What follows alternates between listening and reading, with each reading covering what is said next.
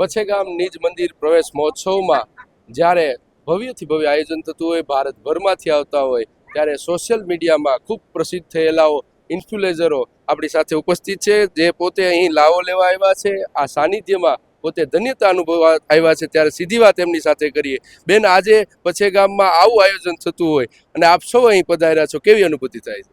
ખરેખર બહુ સરસ અનુભૂતિ થાય છે કે આવો સરસ મોકો અમને મળે આવીને દર્શન કરવાનો અને કથા સાંભળવાનો. આપને સૌથી પહેલાં તો જોયું ને અહીંયા કે નાના ભૂલકાઓથી લઈને વડીલો સુધી અહીંયા દાદાના મંદિરની અંદર સેવા આપે છે. એટલે ખરેખર જે કે જે અંદરથી મનમાં જે લાગણી અનુભવીએ છે ને એ આખી કલ્પના બહારની જ છે, પણ ખરેખર સરસ છે.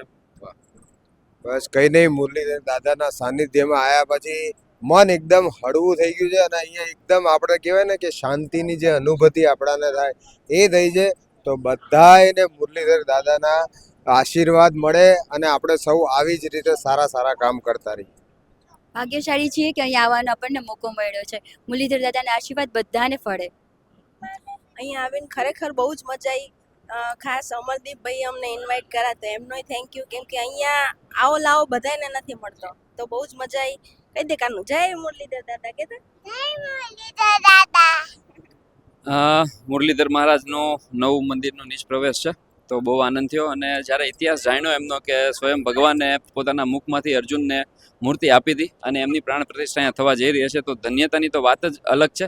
કારણ કે જ્યારે સ્વયં ભગવાન અહીંયા બિરાજતા હોય ને તો એ વિશ્વનું સૌથી અચ્છે ગામ હોય અને એ આપણું પચ્છે ગામ હોય. જય મુરલીધર મહારાજ. શું સારી વાત કરી.